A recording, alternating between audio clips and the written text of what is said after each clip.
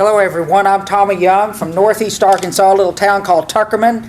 I appreciate getting to speak with you today and be here with Dr. Chris Henry and his associate Greg. They've worked with me over a number of years and brought me to the point that I am. I am a farmer and an irrigation dealer. I sell center pivot irrigation as well. Chris, just push the arrow. Yes. That's a little bit about me, and so when you see when I pass away, that'll probably be what'll be in the paper. First thing I want to do is go over a few little brief things with you to bring you to the point what we're talking about today, which would be sensor irrigation. It's important before you ever even think about that to get your whatever type of irrigation systems that you're using up to speed and be efficient with those. Why go to the sensors if you're not even efficient with your systems? So that's what we're going to talk about, whether it be center pivots, flood irrigation, furrow, whatever you're doing, it needs to be efficient. I would highly recommend that all the producers and everyone that's using any kind of well to buy a handheld tachometer. How many people just simply use the tachometer that's on their power unit and just rely that just assume that that's correct? It's typically not. 100 RPMs could mean 200 gallons per minute in the well, and you would think that you're pumping what the well would be totally be efficient, but if not. Highly recommend that you buy a handheld tachometer to check those things to where you'll know what you're doing. Also, you might want to invest into what we refer to as a water flow meter. And the flow meter, what this will do is let you know that that well that you've had on your farm for the past 20 years, is it still doing what it was intended to do when you first bought it? Probably not. Sand tends to wear things out, guys, and I don't care how good a well you have, you're going to have some sand pumped through that well, and it's going to wear your pump out. So don't think that everything you have that's been put on that farm years and years ago is still as efficient as it was in the beginning. So flow meters will help with that to determine your actual flow. Also, your nozzles. Be sure if you're using center pivots, don't assume that they're just going to be spraying correctly and evenly. Go out there in this off season and fire up the center pivot and just literally walk down through it and see if the nozzles are spraying correctly, if they're not stopped up. We're using a drone on our farm now to do this, and it works really, really well. So you might even use that technology if you have that available. Also, this is a study that Dr. Henry and his associate put on our farm to determine the efficiency of our nozzling package. And this is something that you can do too to make certain. Believe it or not, if you don't irrigate properly with a correct amount of uniformity, you're not going to do a good job. I don't care how many technologies that you have out there with it. And that's what I'm trying to stress in these earlier points that I'm trying to make.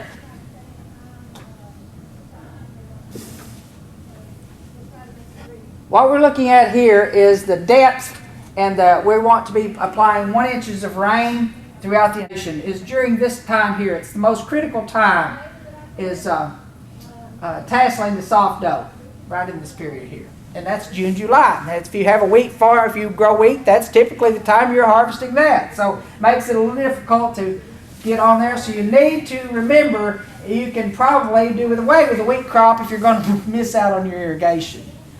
On our farm here, we put numerous amounts of rain gauges out. Rain gauges are very important.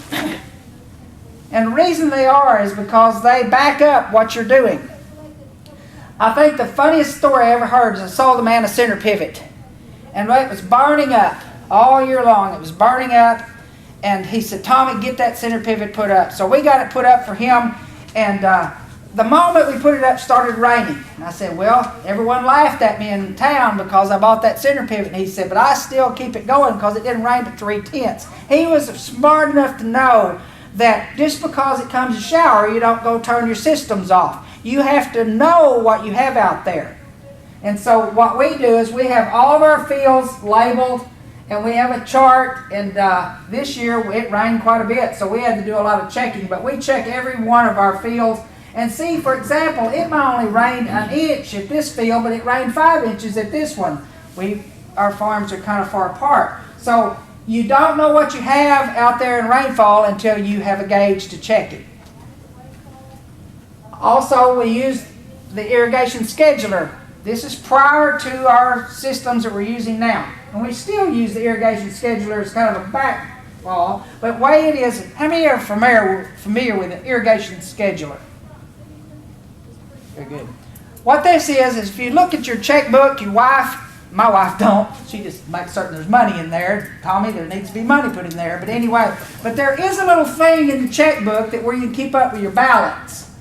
And so what you do is if your bank balance is full, then you don't need any more money in there. If your water balance is full based upon full saturation, then you don't need any more water in there. So this irrigation scheduler, which is used, it breaks down over time the need that the corn has, and it tells you on a specific day to restart your irrigation. Guys, that's great, but it don't take anything into account as far as the atmosphere, the cloudiness of the day. It don't take any of that account. All it does is just buy time based on what it thinks that corn is, based on when the corn emerged and the heat units it takes to get it to that point.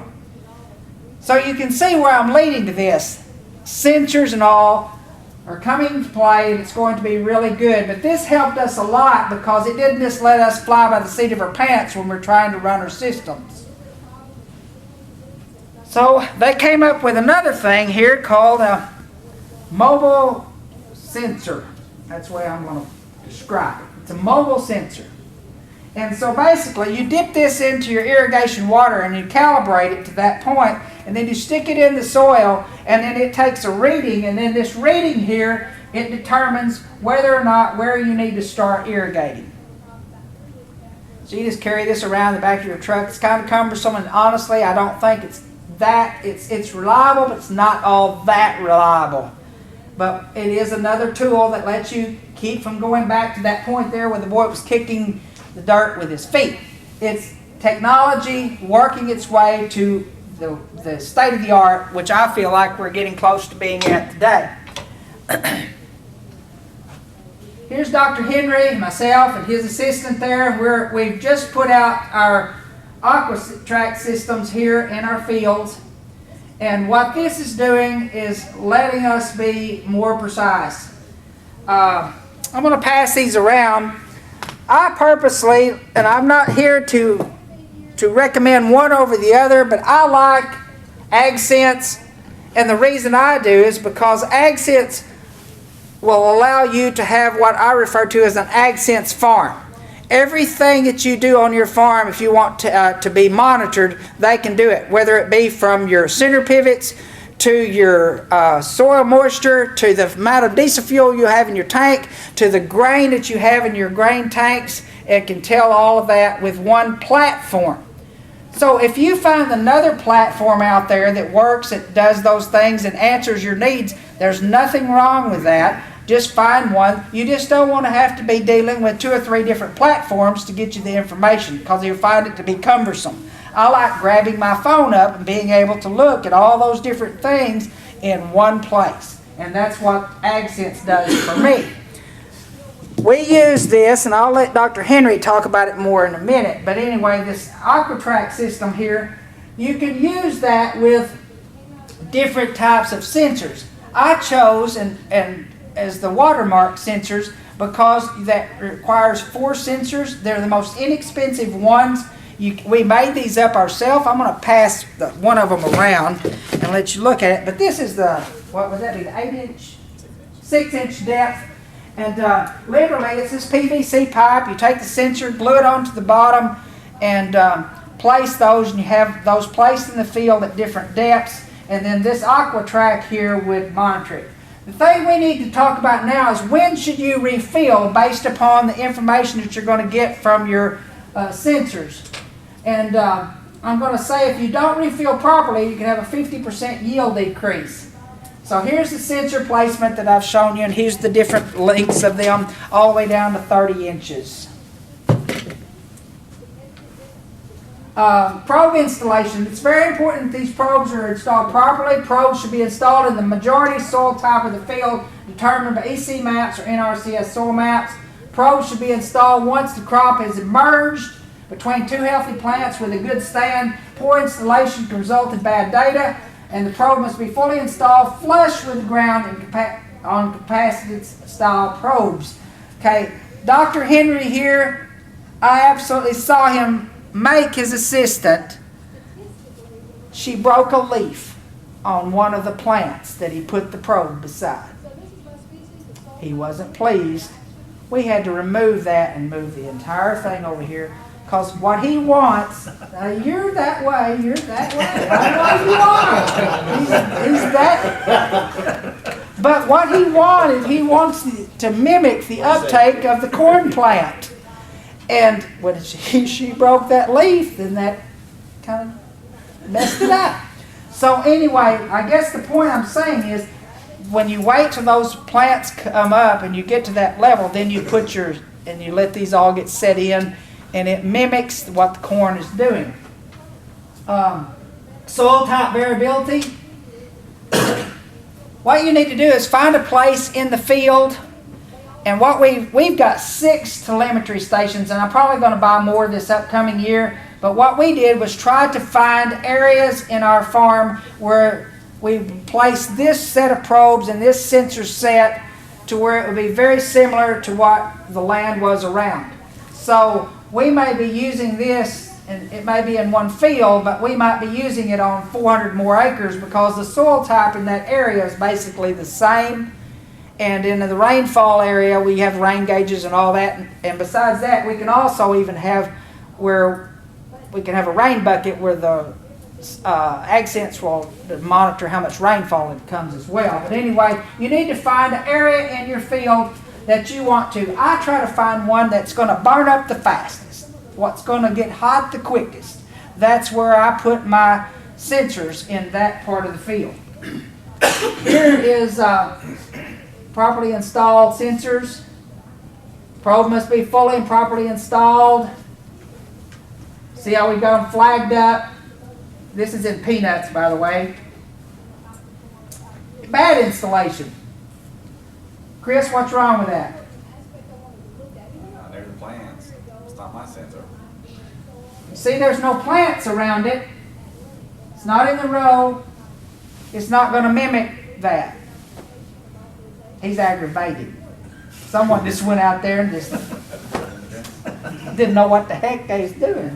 Well, anyway, okay, assessing the data. That's what I was showing there about my phone. I'll take my phone back. But anyway, what I love about this is I can go to my AgSense here and I can pull up everything I need at that point and be able to look at, I've got my weather stations. I've got 6 weather stations. I've got all my center pivots on there. And then at the bottom, I've got all my young soil sensor locations. And then we can go to each one of them and monitor that. And I can be in Guatemala and do it. I'm going to tell you one little thing about the monitoring of stuff. If you are on a trip like I am now, and it's in the middle of the summer and you need to be irrigating, and you get a text message and that center pivot has shut down, well, 2 hours, there better be someone going out there and getting it back going. If it's not, I'm going to be on the phone calling, what's going on? Well, we've got a gearbox out, so we're fixing that. Well, okay, but if they've just missed it, that's another story. But anyway, it gives me that opportunity to be able to determine it. Assessing the data is another thing. WagNet has a simple, easy to understand user interface, and that's one thing that you need to do too. Make certain that the information or the platform that you're going to buy and get into is easy to understand, that it's not difficult for you, and that your employees can understand it. You don't want to have to be the one to do it all. Fortunately for me, I was able to get one there that I've got multiple employees that can get this on their phone. It texts 6 people every time we have an issue.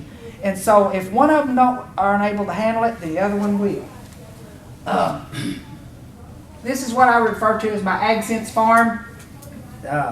We have a weather station, we have soil probes, we have a pivot being monitored, we have weather stations, and then we have rain buckets determining how much it's rained on that particular farm.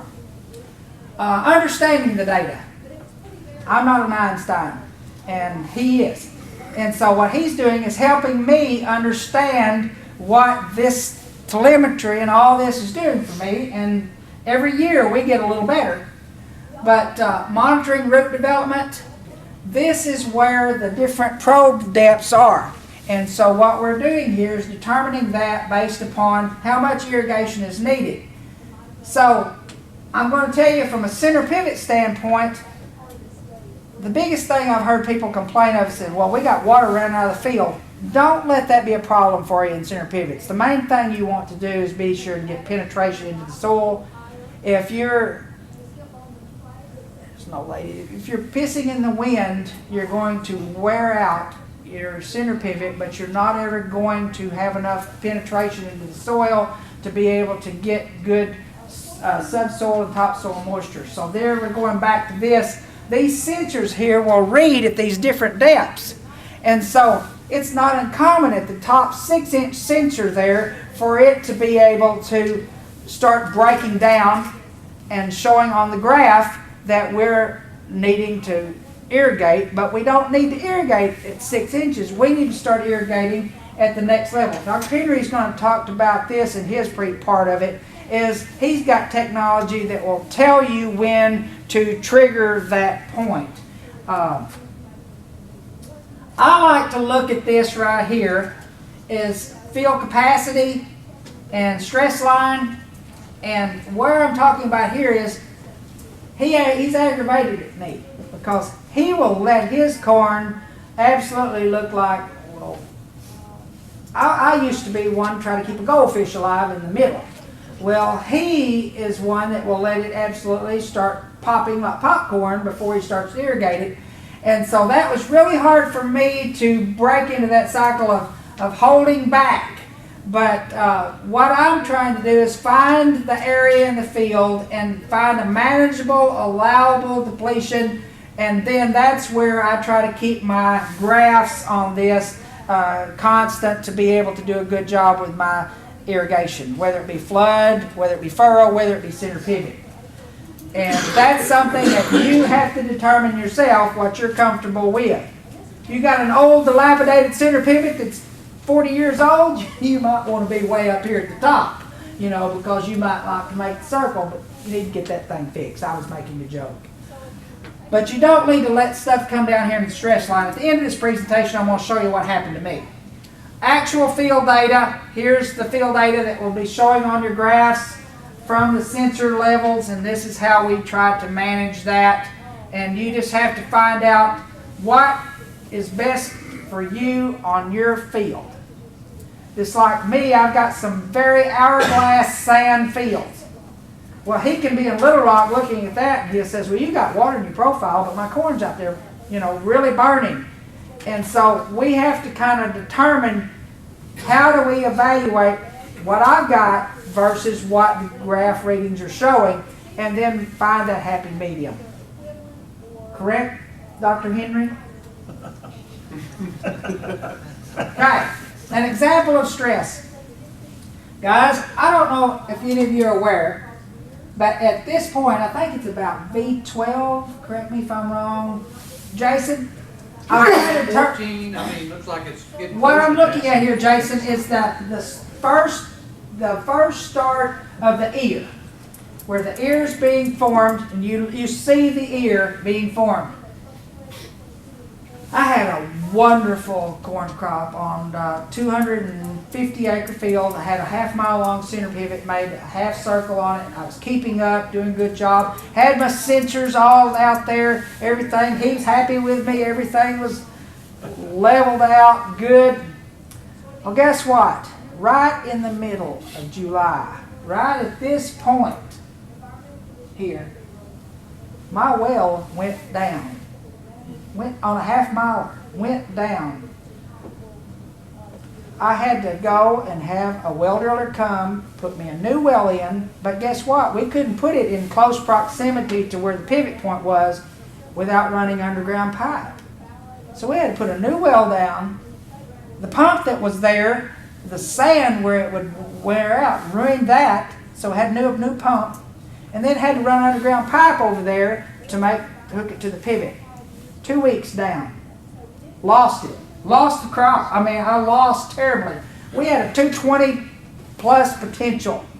Cut 165. And you see why. Well, what I was going to show you here, I followed and he followed with me. Guys, I watched this corn do this. I watched these graphs start doing this.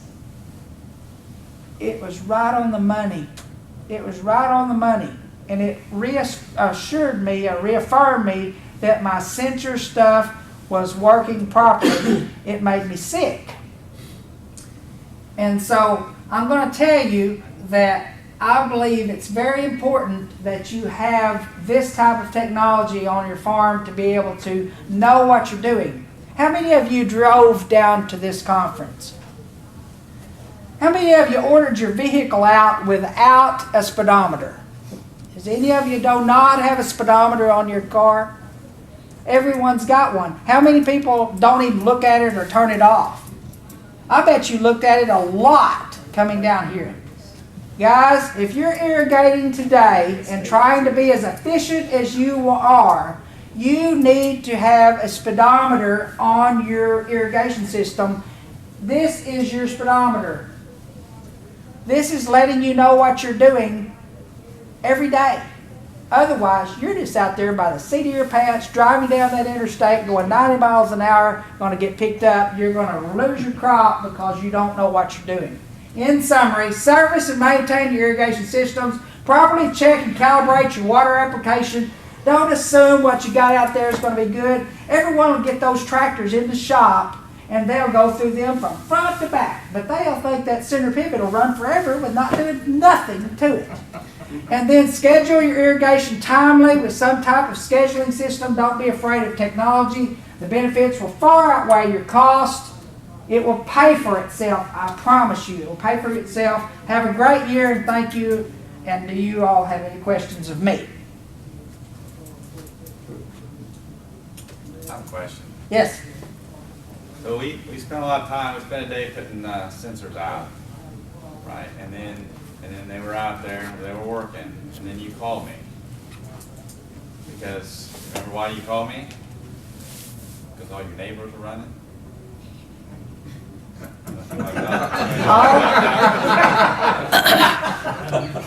Okay, what it is, and he's got a valid point.